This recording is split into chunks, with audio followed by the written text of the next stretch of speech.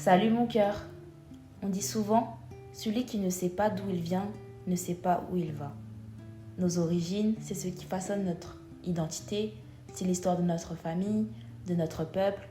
On aime en parler, on en est fier, mais est-ce qu'on la connaît vraiment, notre histoire? L'été dernier, j'ai fait un voyage qui a bouleversé ma vision des choses. Après 10 ans d'absence, je suis retournée à Kinshasa. Ce voyage n'a pas seulement été une redécouverte de ma famille, mais aussi une plongée au cœur de mes racines, de ma culture et de l'histoire de mon pays. Aujourd'hui, je veux partager avec toi ce que j'ai ressenti, ce que j'ai appris et pourquoi il est crucial de se reconnecter à ses origines. Ça faisait 10 ans que je n'avais pas mis les pieds à Kinshasa. En revoyant ma famille, une question m'a traversé l'esprit. Pourquoi je ne suis pas retournée plus tôt? Il y a eu un moment dans ma vie où j'ai ressenti un besoin profond de connaître mes origines, mes ethnies, ma tribu et mon histoire familiale. J'avais envie de comprendre d'où je venais pour mieux comprendre qui je suis, parce qu'on est la somme de nos ancêtres.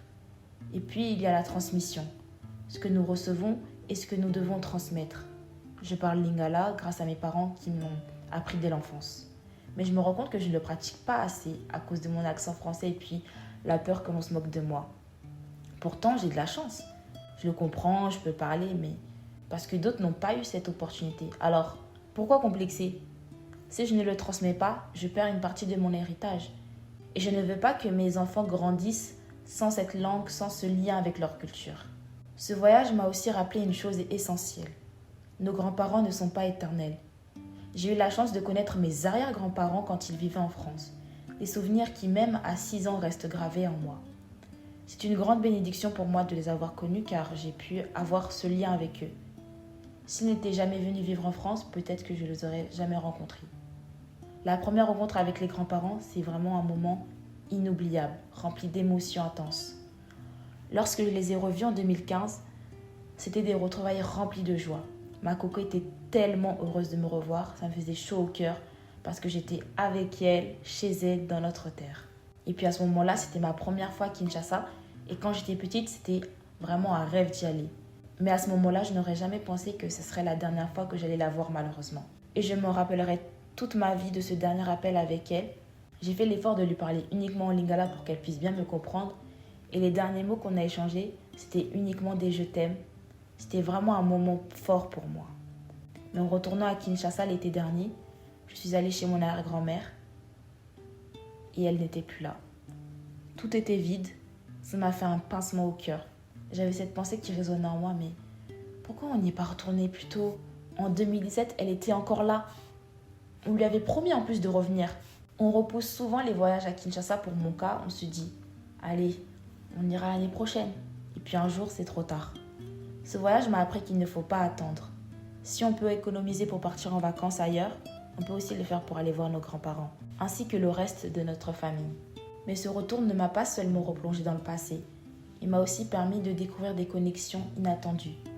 J'ai remarqué que dans ma famille, nous avions une passion commune, l'art. Mon grand-père au Congo est artiste. Il peint, dessine et fait de la musique. Il m'a raconté que lorsqu'il était enfant, mon arrière-grand-mère refusait catégoriquement qu'il devienne artiste, parce que selon elle, ce n'était pas un vrai métier. Mais pour mon grand-père, c'était sa raison de vivre, parce qu'aujourd'hui, il a fait de sa passion son métier. Peindre est ce qui le rend heureux, c'est ce qu'il m'a dit.